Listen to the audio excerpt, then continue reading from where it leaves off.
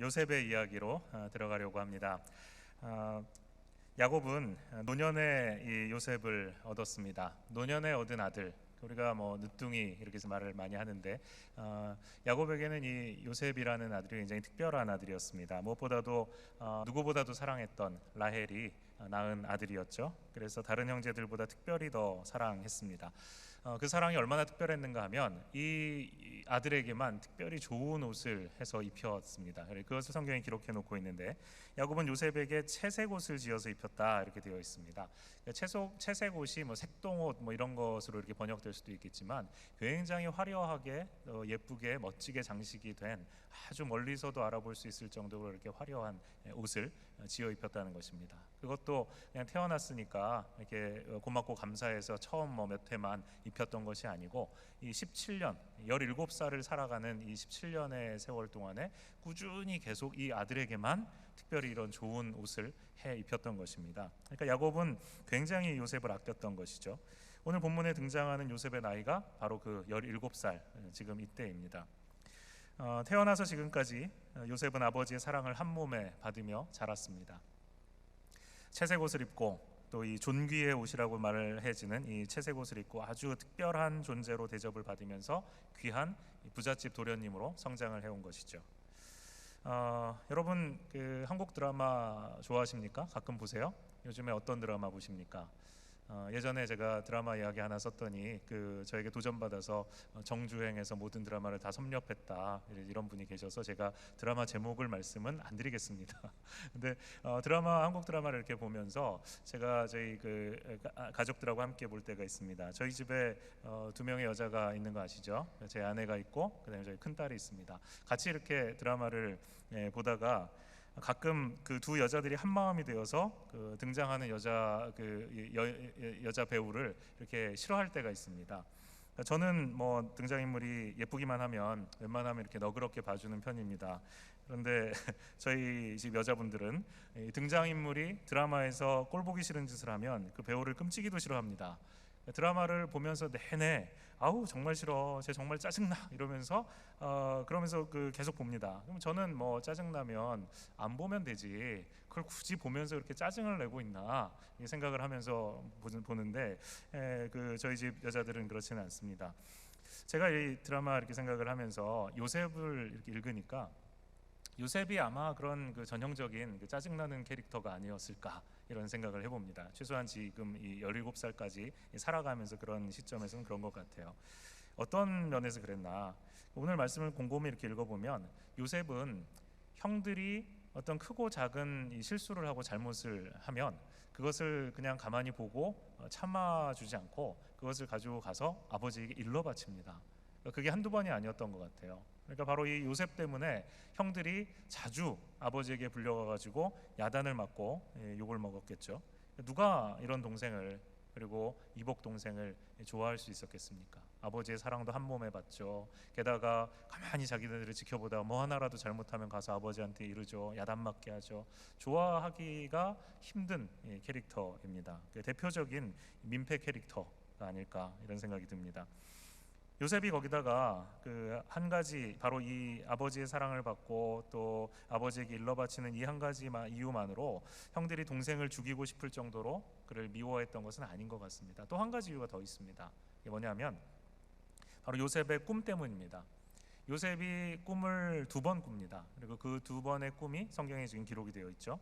첫 번째 꿈은 밭에서 형제들이 같이 모여서 곡식단을 묶고 있습니다. 추수하고 나면 이렇게 곡식단을 묶어가지고 이렇게 세워놓게 되는데 요셉이 자기의 단을 이렇게 묶었는데 단이 눕혀졌다가 이렇게 벌떡 일어나서 서는 거예요.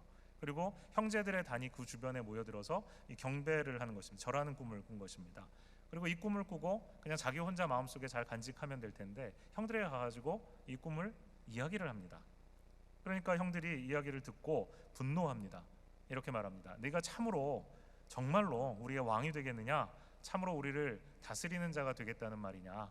이렇게 이야기를 하는 것이죠. 그러니까 꿈 얘기를 했지만 실제로 요셉이 그와 같이 형제들을 다스리고 왕노릇하려고 하는 마음이 있는 것이 아닌가라고 형들은 생각을 했던 것 같습니다. 그래서 이 꿈으로 인해서 형들은 요셉을 더욱 미워하게 되었습니다. 그런데 요셉이 한 번으로는 부족했는지 꿈을 한 번 더 꿉니다.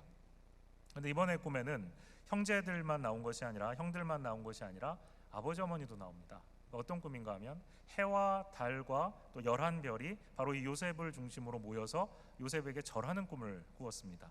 그리고 이번에는 그 꿈을 형들에게만 말한 것이 아니라 아버지에게도 이야기합니다. 아버지와 형들이 모여서 이 꿈 이야기를 듣고 이번에는 아버지인 야곱도 요셉을 꾸짖습니다. 도대체 네가 꾼 꿈이 뭐냐? 나와 내 어머니와 그리고 내 형들이 다 땅에 엎드려서 너에게 절하겠다는 말이냐? 이렇게 야곱이 이야기합니다. 이 꿈 이야기를 들은 형들은 더욱더 요셉을 시기하게 되는 것입니다. 결국 형들은 아버지가 자신들보다 요셉을 더 사랑하기 때문에 그를 미워했고 평소에도 그렇기 때문에 말 한마디 따뜻하게 하는 법이 없었다라고 기록이 되고 있었습니다. 요셉은 참 눈치가 없어 보입니다. 이 정도면 아마 11명의 형들이 자기를 시기하고 또 자기를 미워하는 것을 눈치채야 되지 않을까요? 이 정도면 이렇게 얘기하고 형들이 자기에게 말도 안 섞고 형들이 얘기하고 있는데 자기가 가면 분위기 싸해지면서 형들 하나둘씩 다 떠나버리고 이런 정도면 뭔가 느껴야 되잖아요. 근데 그런 그 반응이 전혀 없습니다. 아마 이 형들의 시기 따위는 상관하지 않는 것 같습니다. 어쩌면 그를 향한 아버지의 사랑이 너무나도 컸기 때문에 형들이 그 정도 나한테 나를 괄시하는 것 정도는 유도 아니다 이런 생각하면서 아버지의 사랑으로 만족하고 있었을지도 모르겠습니다. 야곱의 가정의 형제들 간의 골은 이렇게 아버지가 이 요셉만 사랑하는 바로 그 아버지의 편애와 그리고 형제들 사이의 시기와 반목으로 인해서 깊어만 이제 갑니다. 여러분 아시는 것처럼 저야 혼자 자랐으니까 부모님께 편애를 받는 그런 이 문제로 어려움을 겪어본 적은 없습니다. 제 아내는 이제 형제가 넷이에요. 그래서 제일 큰 오빠가 있고 그 밑에 이제 언니가 있고 제 아내가 있고 그 밑으로 이제 동생이 있는데 이 동생이 원래 쌍둥이였습니다. 근데 하나가 죽고 이제 그 남동생 하나만 지금 있는데 할머니의 편애가 좀 심했다고 합니다. 오빠는 장손이라고 귀여움을 받고 그다음에 남동생은 본래 쌍둥이였는데 이제 하나가 없으니까 두 몫이다 그래가지고 더 사랑해주고 이제 그랬다는 거죠. 옛날에 그 할머니들이 입었던 그 치마 기억나시죠? 거기에 이 고쟁이 거기에 이렇게 그 꼬깃꼬깃 돈을 넣을 수 있는 이렇게 쌈짓돈 주머니를 이렇게 마련해 놓고 거기에 이제 손주들이 오시면 거기서 막 돈을 이렇게 꺼내가지고 이렇게 접었던 거 펴가지고 이렇게 주시고 그랬던 거 기억하십니까? 할머니가 이제 그렇게 돈을 이렇게 마련해 놓으셨다가 돈을 누구한테 주느냐면 모든 돈은 다 아들들에게만 주고 그 다음에 형제들끼리 어쩌다가 다투면 무조건 이 남동생 편만 들어주고 이제 그렇게 할머니가 편애를 하셨다는 거죠. 이래저래 그 집의 여자들이 찬밥 신세였다는 것입니다. 이게 아내의 마음 속에 상처가 되었던 것 같습니다. 야곱의 집안은 그냥 이 정도가 아니었습니다. 그러니까 형제들이 그냥 시기하고 질투하는 것 정도가 아니라 그 마음 속에 시간이 가면 갈수록 이 요셉에 대한 미움의 정도가 지나쳐서 나중에는 살이를 느낄 정도로 죽이고 싶다, 저거 좀 없었으면 좋겠다 이런 마음이 들 정도로 마음속에 이 시기가 분노가 커져가게 됩니다.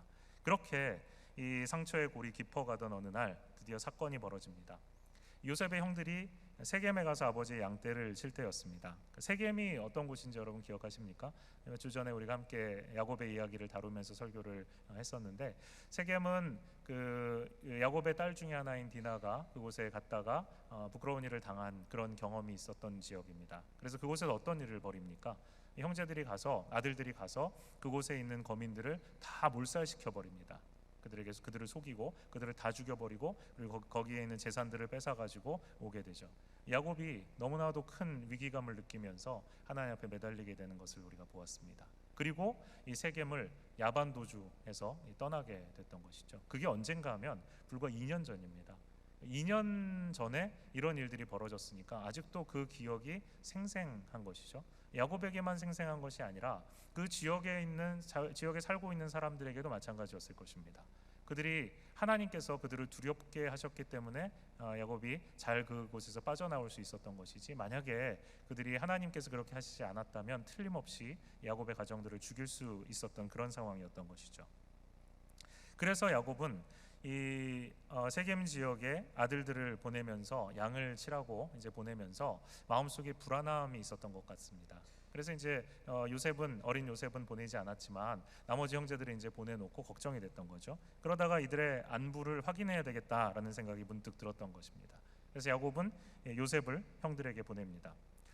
사실 이 야곱의 행동을 이렇게 가만히 보면 사실 우리가 잘 이해하기가 힘든 부분이 있습니다. 왜냐하면 형들이 요셉을 그렇게 시기하고 또 미워하고 하는 것을 아버지가 알았다면 요셉을 이 먼 거리를 그 형들에게 보내지 않았을 것입니다. 그러니까 형들이 지금 있는 이 세겜 지역은 요셉이 있는 곳에서 얼마나 거리가 떨어져 있나 하면 한 80km 정도 됩니다. 그러니까 그 어린 요셉이 17세 되는 이 어린 요셉이 걸어서 그 80km를 간다라고 치면은 보통 한 3일 길 정도가 될 것 같습니다. 3일 길을 걸어서 형들이 있는 곳으로 가요. 그런데 그곳은 위험한 지역입니다. 어떤 위험을 만나게 될지 모르는 상황에다가 더군다나 그 2년 전에 그 일이 있었던 세겜이잖아요. 그럼에도 불구하고 이 야곱이 아들 요셉을 형들에게 보냅니다. 더군다나 이 형들은 어떤 형들입니까? 요셉에 대한 미움이 갈수록 커져서 이 요셉에 대한 살이마저도 느끼는 그런 상황이었던 것이죠. 야곱은 스스로가 이 일을 겪었잖아요. 자기 형 에서가 자기를 죽이려고 했던 것을 느꼈고 그것 때문에 도망갔던 적이 있습니다. 그래서 이 형제 관계의 갈등이라는 것을 누구보다도 잘 아는 사람이어야 할 텐데 야곱은 거기에 민감하지 않았던 것 같습니다. 그냥 마음 놓고 요셉을 그곳으로 보냅니다. 아버지 야곱은 이 형제들 사이에 이런 긴장이 있는 것을 알았지만 적극적으로 그 문제를 해결하려고 하지도 않았고 심지어 별로 심각하게 생각하지도 않았다라는 것을 우리가 알 수 있죠. 이것은 요셉도 마찬가지입니다. 만약 요셉이 평소 형들의 태도로 볼 때 아버지가 계시지 않은 먼 세겜 땅에 가서 형들이 자기를 만난다면 자신이 아마 어쩌면 위험한 상황에 처할 수도 있겠다라는 어떤 위협, 이런 것에 대한 생각이 전혀 없었던 것입니다. 그러니까 그냥 혈혈단신으로 그냥 터덜터덜 걸어서 3일 길을 형들을 찾아서 간 것입니다. 이것은 아마 형제들에 대한 믿음이라기보다는 가해자와 피해자 사이의 어떤 차이, 그리고 가진 자가 가지는 오만이 아닐까 싶습니다. 아버지의 사랑을 너무 많이 받다 보니까 형들의 상처나 형들의 아픔에 대해서 무관심한 것입니다. 자기의 고통은 쉽게 느끼지만 자기로 인해서 다른 사람들이 고통 느끼는 것은 별로 생각을 안 하는 것이죠. 이 요셉이 그런 이제 형태였습니다. 그래서 요셉은 세겜의 형제들을 찾으러 갑니다. 그런데 세겜의 형들이 없습니다. 아마 그곳에 있는 목초지에 양떼들을 먹이다가 아마 부족했는지 거기에서 또다시 한 이틀 길 정도 더 가야 되는 도단이라는 곳으로 형들은 이미 떠나는 상황입니다. 그러니까 요셉이 그곳에 세겜에 가서 형들을 찾으니까 없으니까 수소문을 해보았습니다. 도단에 갔다라는 이야기를 알고 다시 또 이틀 길을 형들을 추적해서 갑니다. 최소 5일, 길게 걸리면 한 6일 정도 이 긴 시간을 걸려서 요셉은 형제들이 있는 도단에 드디어 이르게 된 것입니다. 17세의 소년이 혼자서 간 길로는 상당히 먼 길이었고 도중에 온갖 위험이 도사리고 있는 그와 같은 길이었습니다. 정상적인 형제 관계라면 어떻게 해야 될까요? 동생이 자기들을 안부를 물어보기 위해서 나타났다면 어떻게 해야 될까요? 여러분 가끔 이제 한국에서 형제 자매들이 방문을 하게 되면 어떻게 하십니까? 왔구나 그냥 그러고 집에 가만히 계십니까? 아니면 공항에 가서 일찍 가서 시간을 기다리면서 저 비행기인가? 혹시 이 시간에 오나? 혹시 연착은 되지 않았나? 기다리면서 그 한국에 계신 부모님께 메시지 보내면서 출발은 잘했냐고 물어보고 그렇게 하지 않으십니까? 그게 정상인 것이죠. 근데 이 요셉의 형제들은 그렇지 않습니다. 요셉의 형제들은 저 멀리서 동생인 요셉이 오는 것을 보았습니다. 그러면 동생이 오는구나, 아버지가 우리의 안부를 물어보러 보내셨나 보다, 그러면서 반가워하면서 맞이했던 것이 아닙니다. 성경 말씀을 보면 이렇게 얘기합니다. 꿈꾸는 자가 오는도다. 자 그를 죽여 한 구덩이에 던지고 우리가 말하기를 악한 짐승이 그를 잡아먹었다 하자. 그의 꿈이 어떻게 되는지를 우리가 볼 것이니라. 저 멀리서 동생인 이복 동생 요셉이 오는 것을 봅니다. 요셉이 오는 것을 보면서 그 멀리 있는데도 어떻게 그렇게 빨리 알아보았을까요? 바로 이 채색 옷, 아버지가 입혀준 이 종귀의 옷 때문입니다. 그 옷을 입은 것을 보고 저놈이 바로 요셉이구나, 아버지가 보냈구나. 그리고 나서 바로 나오는 반응이 반갑구나가 아니라 이 먼 길을 어떻게 왔을까 걱정이 아니라 저놈을 죽이자였습니다. 그리고 형제들은 너무나도 빨리 합의에 다다릅니다.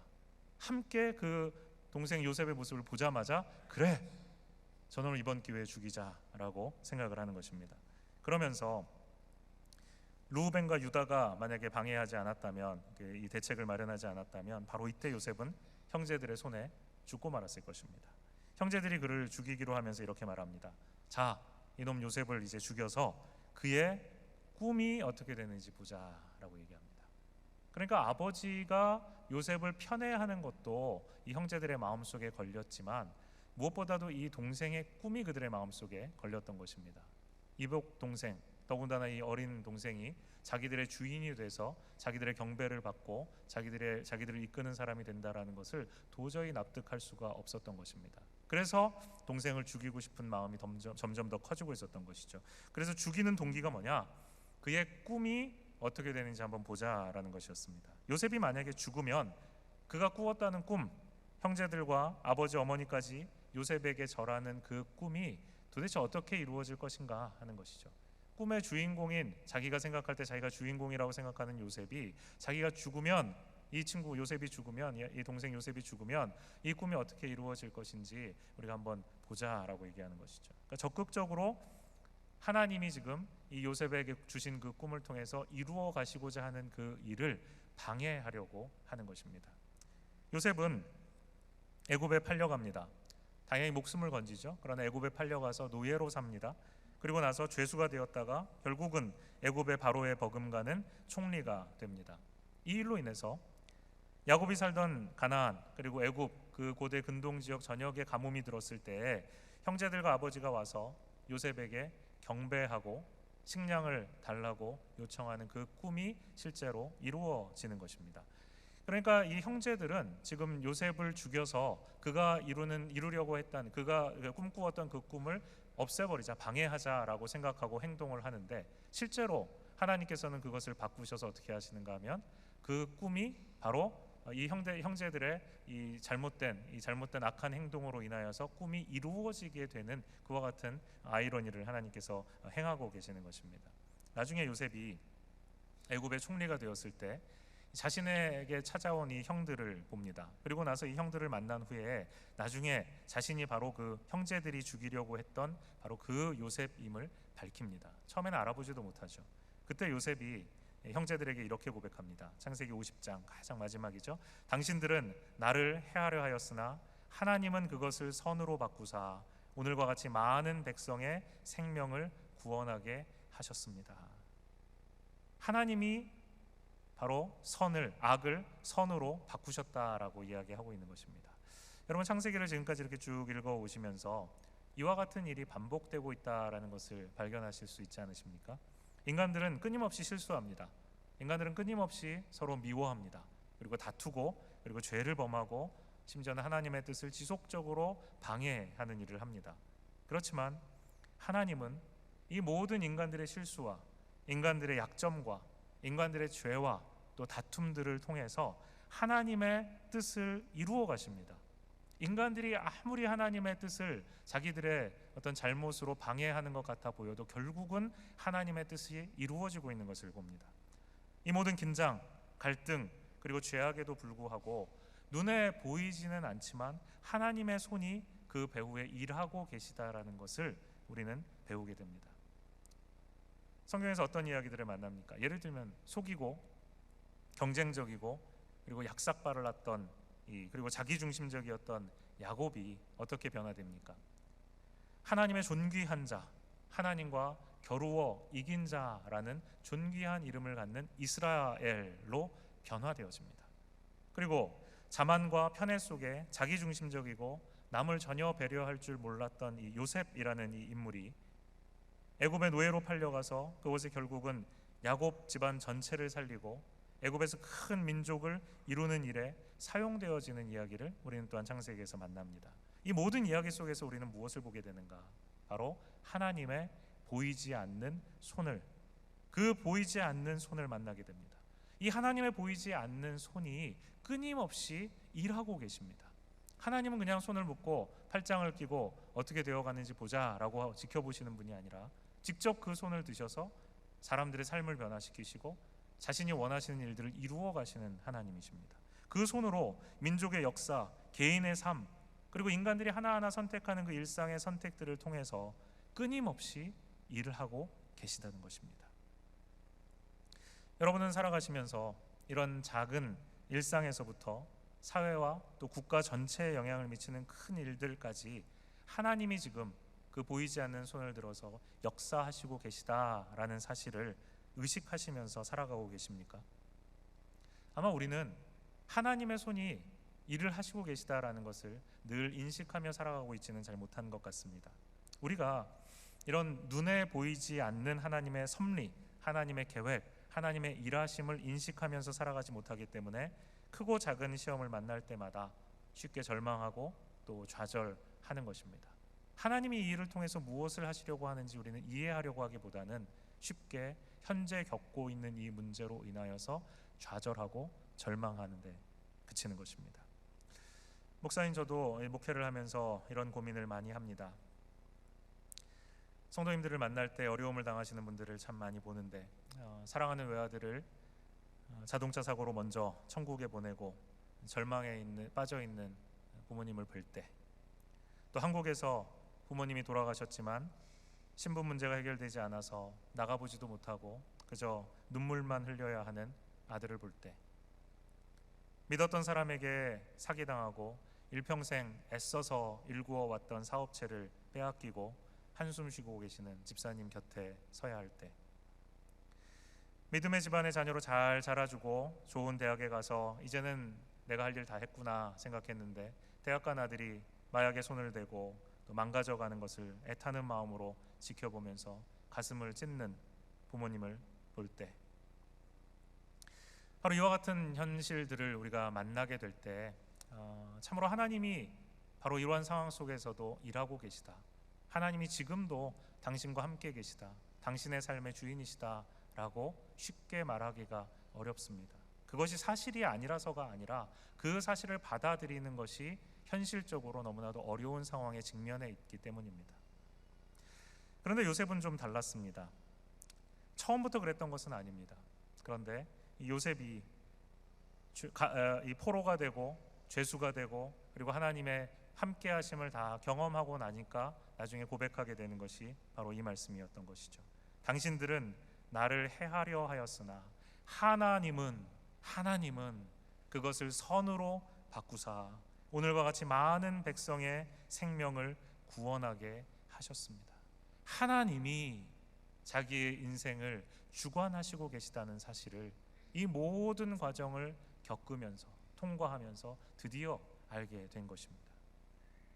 하나님이 자신의 모든 고난과 고통을 결국 선으로 바꾸셔서 아버지와 형제들의 목숨을 구하게 되고 나아가서 이스라엘 민족 전체가 보존되고 그리고 더 나아가서 그 이스라엘 민족 안에서 예수 그리스도 구원자이신 그분을 보내셔서 하나님의 구원의 계획을 완성하시는 그 일을 하나님이 이루고 계시다는 사실, 그것을 믿게 되는 것입니다. 그러므로 우리는 하나님이 우리가 겪는 이 모든 인생의 과정을 친히 주관하고 계시다는 것을 분명히 알아야 합니다. 우리가 당하는 시험과 또 고통과 어려움으로 인해서 낭망하고 좌절에 빠지고 한숨 쉬며 눈물 짓는 것으로 끝나서는 안 됩니다. 우리는 그와 같은 인생을 살도록 하나님이 우리를 택하시지 않으셨습니다. 우리는 낭망할 수 있습니다. 절망할 수 있습니다. 그러나 그것으로 마침표를 찍는 것이 아니라 낭망하고 절망하지만 그러나 하나님께서 그 모든 삶을 주관하고 계시다라는 사실을 믿는 단계까지 나아가는 사람들, 그것이 바로 여러분과 저 하나님의 택하신 하나님의 백성들입니다. 제가 읽었던 책 중에 존 화이트라는 그 작가의 책이 있습니다. 거기에 이 고치를 찢고 나오는 나비에 대한 이야기를 읽은 적이 있습니다. 곤충학자인 코우만이라는 사람이 있는데 이 사람이 곤충을 관찰합니다. 이 애벌레, 나비가 될 애벌레를 이렇게 관찰하고 있었습니다. 애벌레가 나비가 되기 위해서는 그 자기를 감싸고 있는 고치, 그 고치에 구멍을 뚫어서 그 사이로 빠져나와야 결국 나비가 되어지는 것입니다. 근데 이 과정을 오랫동안 관찰하고 있었습니다. 나비가 이 작은 고치 구멍을 뚫고 나오기 위해서 몸부림을 치고 있었습니다. 코우만이 이게 볼 때는 너무나도 그 시간이 길었습니다. 그 긴 시간 동안 나비가 애쓰는 것이 너무나도 안쓰러웠습니다. 내가 뭔가 좀 도와줘야 되겠다 하는 생각이 들었습니다. 그래서 조심스럽게 핀셋으로 이 누에 고치를 잡고 그리고 가위를 들어서 그 구멍을 살짝 이렇게 더 넓혀 주었습니다. 나비는 쉽게 그 구멍을 빠져나왔습니다. 코우마는 기대했죠. 이제 나비가 화려한 날개를 펼치면서 곧 창공을 날아다니겠지라고 기대했습니다. 그런데 나비는 기대와는 달리 날개를 질질 끌며 바닥을 왔다 갔다 하다가 그만 얼마 못 가서 죽어버렸습니다. 코우마는 당시의 경험을 이렇게 적었습니다. 나비는 땅을 박차고 하늘을 향해 날아오를 만한 힘을 갖지 못했던 것입니다. 나비는 작은 고치 구멍을 빠져나오려고 애쓰는 가운데 날개의 힘을 키우게 되어 있었는데 내 값싼 동정이 그 기회를 잃어버리게 한 것입니다. 여러분, 하나님은 결코 초조해 하시는 법이 없습니다. 고치 구멍을 뚫지 못하고 그 안에서 몸부림치고 있는 나비를 보시면서 그 나비를 하나님은 긍휼히 여기십니다. 불쌍히 여기십니다. 그러나 혹시라도 그렇게 그 나비가 고통만 하다가 죽어버릴까 봐 염려하시거나 초조해 하시지는 않으십니다. 그리고 그래서 경솔히 그 고치의 구멍을 가위로 뚫는 일을 행하지도 않으십니다. 그 모든 고통을 다 겪어야만, 그 좁은 고치의 구멍으로 뚫고 나오기 위해서 날개에 힘을 주어서 그곳을 빠져나와야만 나비가 멋지고 아름다운 날개를 가지고 하늘을 날 수 있다는 사실을 창조주이신 하나님은 알고 계십니다. 요셉이 야곱의 편애 가운데 자랄 때는 이 고치 안에 자라고 있는 애벌레와 같았습니다. 점점 성장해 나아가는 요셉이 결국은 하나님이 원하시는 하나님의 사람이 되기 위해서는 바로 이 과정, 좁은 그 고치의 구멍을 뚫고 나오는 그 과정을 겪어야만 한다는 것을 하나님은 아셨던 것입니다. 요셉이 야곱의 편애 가운데 자라면서 미성숙한 인격을 가지고 집안에서 형들의 미움을 사게 되었을 때에도 요셉의 형들이 그를 죽이려고 하다가 결국 애굽의 상인들에게 그를 노예로 팔아버리게 되었을 때에도 하나님은 염려하지 않으셨습니다. 대신에 하나님은 그 곁에 함께 동행하고 계셨습니다. 모든 일이 하나님의 계획 가운데 있습니다. 하나님은 결코 서두르시지 않으시며 하나님의 때를 기다리십니다. 야곱이 야곱의 인생 변화되어서 결국 이스라엘로 변화될 때까지 하나님이 기다리셨던 것처럼 약복강가에서 끊임없이 하나님 앞에 기도할 때 즉시 응답해 주시지 아니하고 밤새 하나님 앞에 씨름하도록 내버려 두시다가 결국은 마지막에 허벅지 관절을 치시고 나서야 그에게 응답하셨던 것처럼 요셉의 인생을 17년 동안 그렇게 보호받고 축복받는 아버지의 보호 가운데 편애 가운데 살았던 그 인생으로 그대로 내버려 두시지 않으시고 결국은 그 인생을 변화시키셔서 하나님의 구원의 도구로 사용하실 때까지 참고 인내하셨던 것처럼 그렇게 하나님은 서두르시지 아니하시고 초조해하지 아니하시고 하나님의 때를 기다리십니다. 코우만이 애벌레를 돕는답시고 고치구멍을 조금 더 뚫어주어서 쉽게 애벌레가 고치를 찢고 나올 수 있게 하는 것처럼 우리는 답답한 상황을 만날 때 스스로 뭔가 해보려고 노력합니다. 그리고 이내 가위를 들어서 고치의 구멍을 스스로 뚫어보려고 합니다. 결과적으로 우리는 하나님께서 우리의 인생에 허락하여 주신 고통과 위기라는 이 과정을 겪어보지 못하고 바이패스에서 고치 밖으로 나오게 됩니다. 이렇게 스스로의 힘이 아닌 외부의 도움으로 고치에서 빠져나온 나비가 결국 날개를 질질 끌다가 얼마 못 가 죽어버렸던 것처럼 우리도 우리의 방법으로, 우리의 생각으로, 우리의 뜻으로 인생의 문제를 해결하려고 하다가 기대하지 않았던 결과적인 나쁜 결과를 만나게 되고 맙니다. 하나님은 야곱이 온갖 고난과 역경을 통해서 이스라엘이 되기를 기다리셨다고 했습니다. 야곱이 한 마리 나비가 되어서 고치를 찢고 나올 때까지 인내하셨습니다. 그 아들 요셉도 하나님이 그 기회를, 동일한 기회를 주셨습니다. 요셉이 형제들의 시기를 받아 구덩이에 던져질 때 바로 그 자리에 하나님이 함께 계셨습니다. 애굽의 상인들의 손에 팔려갈 때 그 애굽의 상인들을 그곳에 보낸 이도 하나님이셨습니다. 하나님은 항상 그곳에 함께 계셨습니다. 그가 보디발의 가정총무가 되었을 때에도 보디발의 아내의 유혹을 뿌리치고 그가 순결을 지키다가 결국은 감옥에 갇혔을 때에도 하나님은 그와 함께 하시고 그와 동행하셨습니다. 우리의 눈에는 보이지 않아도, 눈앞에 하나님이 짠 하고 나타나 주시지는 않아도 하나님이 보이지 않는 손을 들어서 모든 상황을 지켜주시면서 결국은 요셉이 스스로 그 때를 다 통과하고 고치를 찢고 아름다운 나비가 될 때까지 인내하며 기다려 주시고 동행하셨습니다. 요셉이 그의 고치를 뚫고 아름다운 나비가 되는 일은 결코 쉽지 않았습니다. 그럼에도 불구하고 하나님은 그와 함께 하셨고 그와 동행하시고 그를 기다려 주셨습니다. 사랑하는 여러분, 우리의 인생을 하나님이 주관하고 계십니다. 여러분 믿으십니까? 하나님의 손이 우리의 인생을 붙들고 계십니다. 여러분과 저의 인생은 하나님의 손에 붙들려 있는 인생입니다. 우리 인생이 하나님이 축복하시는 인생, 결국은 아름다운 나비와 같은 인생이 되기 위해서는 우리를 둘러싸고 있는 고치를 찢고 나오는 고통의 시간이 반드시 필요합니다. 만약에 지금 그 과정을 거쳐가는 분들이 우리 중에 계시다면 조급해하지 마십시오. 그리고 좌절하지도 마시고 절망하지도 마십시오. 오늘도 하나님의 함께 하심을 믿고 신뢰하시기 바랍니다. 지금 우리가 겪고 있는 고통은 바로 아름다운 나비가 되기 위하여 마지막으로 그 고치의 구멍을 찢기 위해 버둥거리며 날개짓하는 바로 그 순간입니다.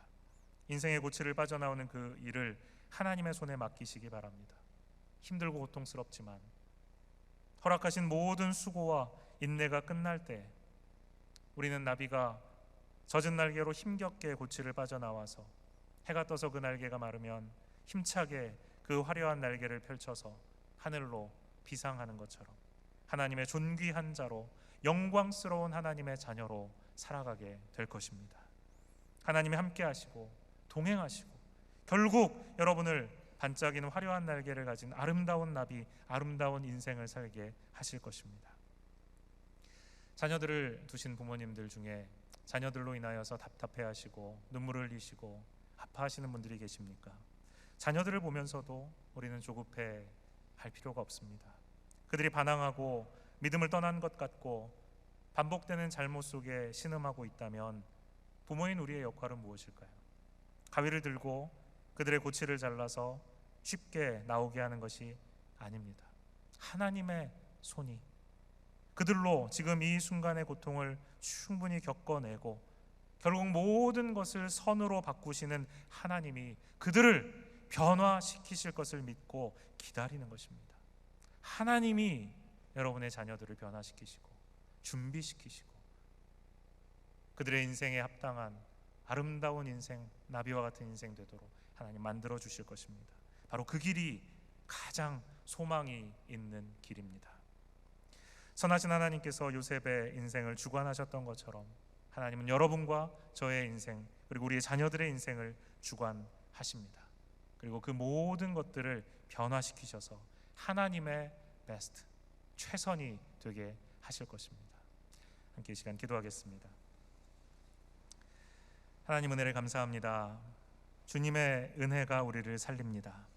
하나님의 동행하심의 손길이 모든 시험과 어려움 속에서 마치 나비가 고치의 구멍을 뚫고 나올 때 고통스럽고 아프지만 그 모든 고통을 다 견뎌내야만 아름다운 나비가 되어 비상할 수 있는 것처럼 우리에게 허락하여 주신 우리의 인생 하나님의 방법으로 하나님의 뜻대로 허락하여 주신 그 모든 것들 하나하나를 주님과 함께 동행하며 이겨낼 수 있는 우리가 되게 하여 주시옵소서.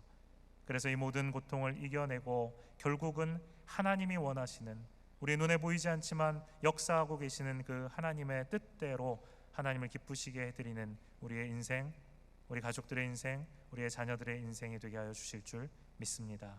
예수 그리스도의 이름으로 기도합니다. 아멘. 이 시간 주님 앞에 준비한 헌금 올려드리겠습니다.